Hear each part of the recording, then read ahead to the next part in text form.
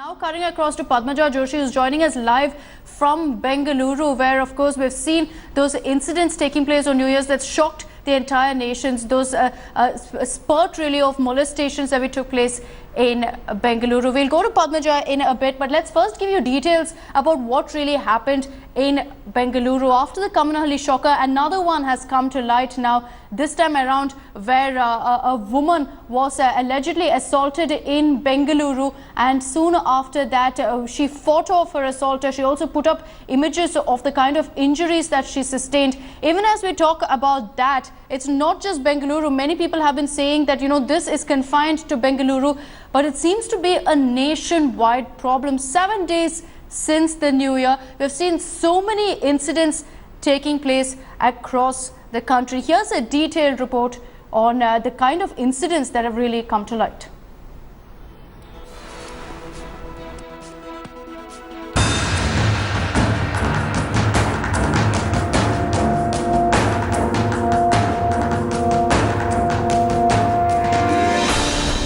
This is how the new year began for girls in Bengaluru and Delhi. They were groped, molested and harassed. The nation has risen up in anger. But the horrors just keep on coming. In Telangana, a woman resisted the advances of her senior at work. Enraged, he brutally slit her throat. Bengaluru was left shaken as stalkers followed women home, to the gym and even bus stops.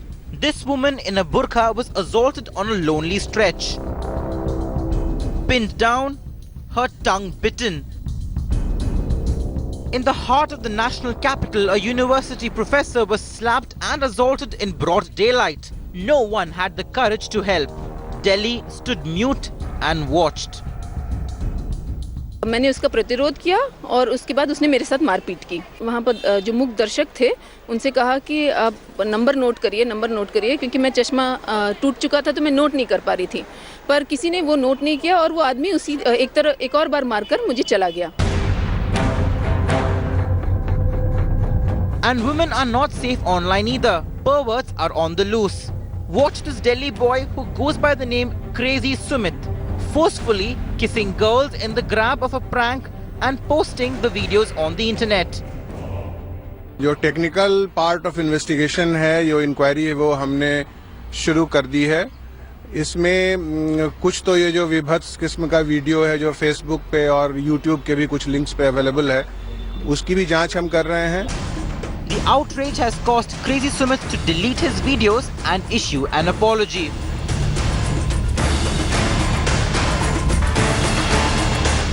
But is an apology enough after traumatizing a woman and making her feel unsafe every time she steps out of her house?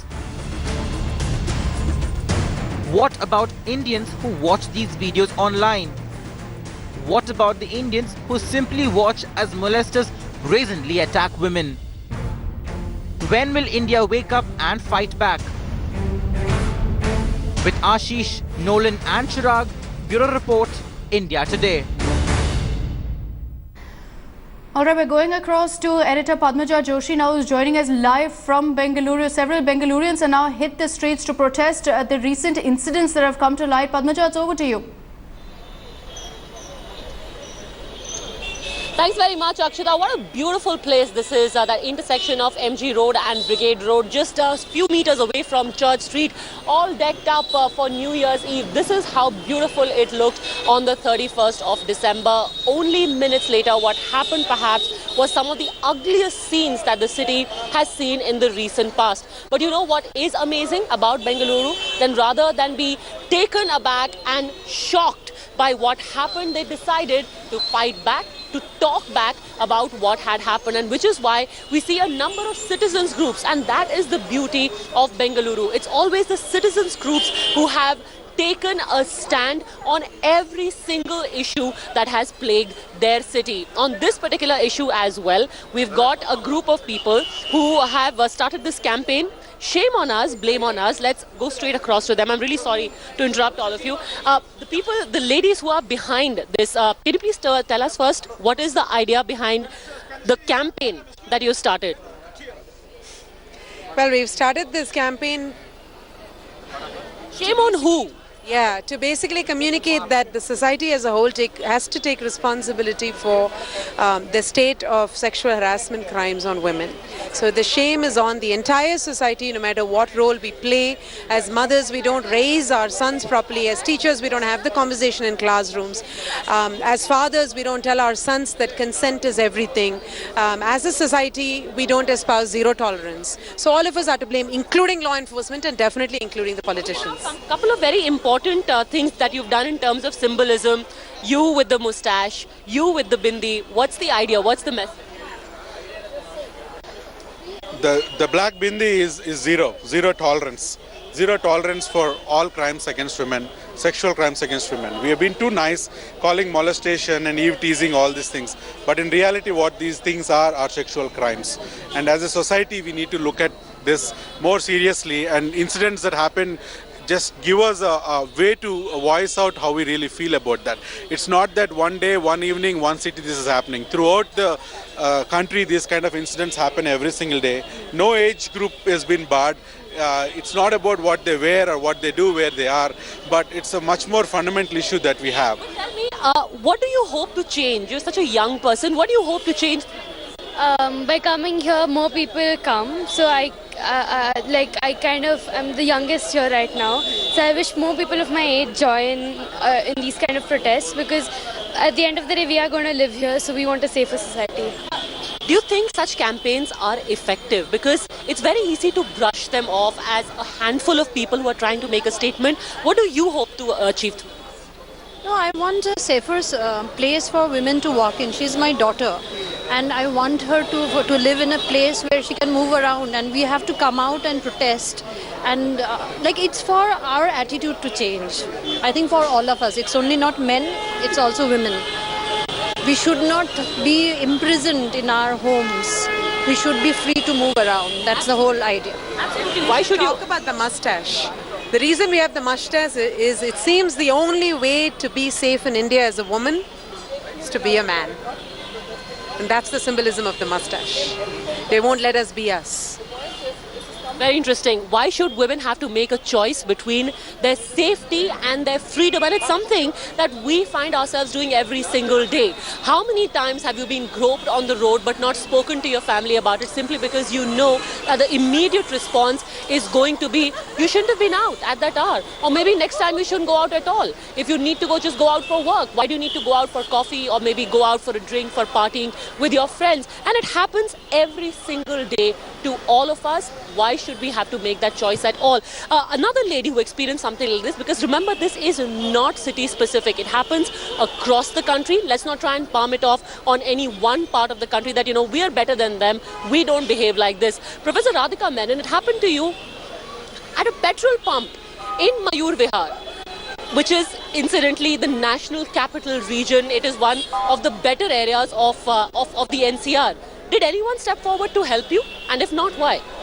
Nobody came forward, and the worst part was when I did inquire about why people didn't come forward to even note the number down, because it's not even as if I was pleading that they would come and stop that man. He might have had a weapon that might have scared him. But the thing is, they didn't even note the number down, in spite of my repeated pleas to ask to them to note the number down. And when I did ask the people after this man had sped away, I asked one person passed it off that the CCTVs might have captured it. It's another matter that the CCTVs were not working, and there was only one CCTV, there was no hard disk, and whatever footage that you can see is also was possible only by stalling the cameras. Another person who didn't respond, whom had asked to note the number down, he hadn't written it down. He said he thought this man who was assaulting me was my husband. I think this was the most appalling thing that happened, because it is as if a man can claim any kind of a relationship and come and assault a woman in a public place, and as if husbands have the right to hit a woman. It's as if the woman's body is available for assaults by anybody and everybody who can claim a relationship. The worst part is there was another man who was walking by, who was a pedestrian who was going by and who had seen this, who had come running and who had inquired why nobody stopped when I was being hit. And that man was asked, "Aap inke kya lagte hain?" So as if, you know, if somebody has to intervene, there has to be a relationship. I think this whole, it kind of explains the kind of society that we're living in, where a woman can access a public space at 9 in the morning, can go to workplace only if she has some kind of a male escort, and if that male escort has to be a relative, and if that male escort hits her, then it's her fault. So I think this is something severely problematic. And we do really have to think about how to respond to this. But I think Mihira Sood, it's hardly surprising, because this whole idea of woman as property, it only ties in with all of that. Because if someone has to come to your aid, you have to be related to them, as in you have to be their property. And when you are their property, they can do whatever the hell you like with them, which is the reason why you also had this case of a man who thought it was perfectly okay to play a so-called prank of kissing women without their consent, and it was supposed to be a joke which he uploaded on the internet.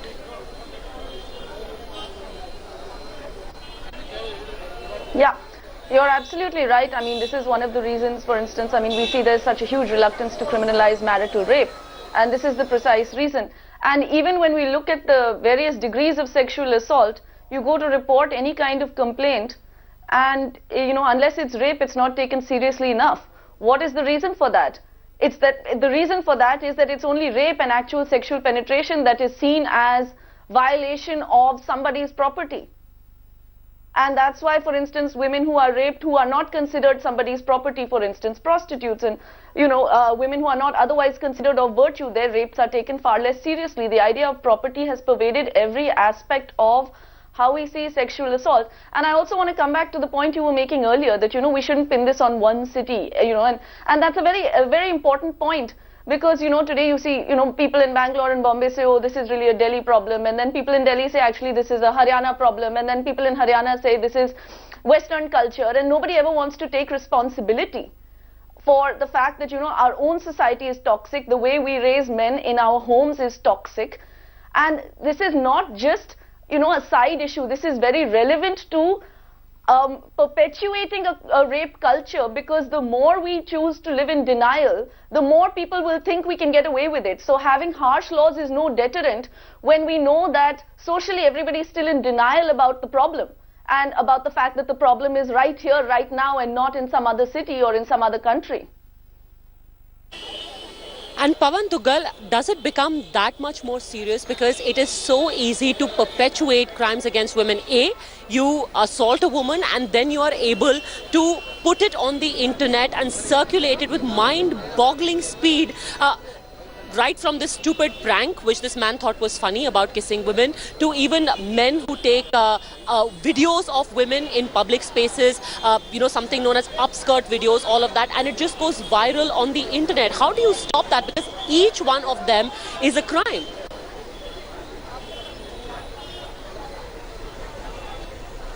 I completely endorse the thought process that all these acts are distinct crimes, but these are crimes as per the common man's perception. The law is far, far behind. The law has not even criminalized a lot of this in the context of these activities done in the electronic ecosystem.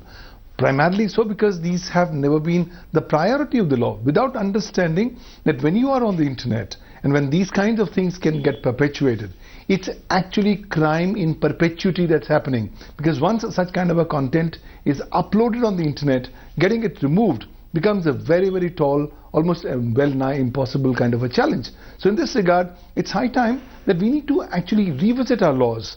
You can go ahead and say, well, the IT Act talks about obscenity and this is good enough for obscenity. No longer should we only be satisfied with Section 67 of the Information Technology Act. It's time that we come up with these specific driven offences which are targeted against women as specific crimes under the law. Because even when I look at the amendments to the Indian Penal Code post the Nirbhaya case, and when I look at 354D in terms of stalking, one finds that the way the particular provision of law has been defined was very, very limited and had limited applicability.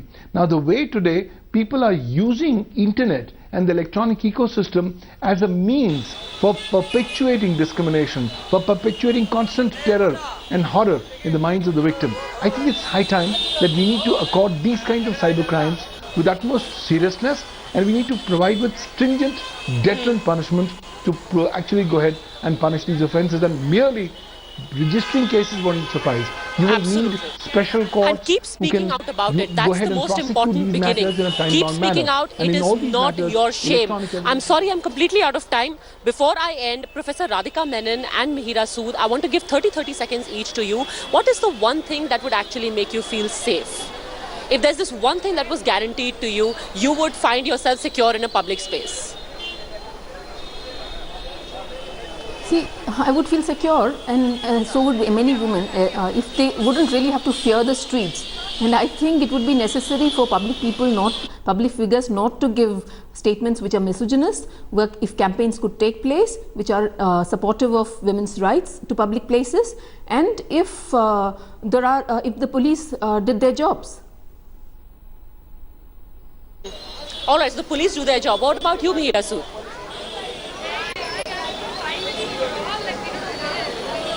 I would feel more secure in public places if people in public places would intervene when they see something going on around them. You know, then you get a sense of community from them.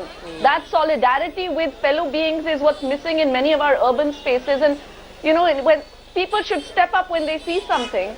And the other thing is, people think that, women should stay at home. But it's the converse that's true. I would feel safer in public spaces if more women were occupying public spaces. So I think it's very important to reclaim public spaces as a way of increasing our safety and security. Absolutely. I think that's very well put. Thank you very, very much, Mr. Pavan Dugal, Mihira Sood and Professor Menon for joining us, and all of those who have been watching. Two very important things, the sense of community that Mihira spoke about. Very interesting. Every time a woman speaks up, please don't browbeat her. Believe her, because if anything, speaking out in our country is in itself the hugest task. Reclaim the streets. That is the message to each and every woman. You have the right to loiter. Thanks very much for having joined in on this special broadcast. Here's hoping for safer, better streets for women and men, not just in Bengaluru from where I am right now, but across the country. Bye.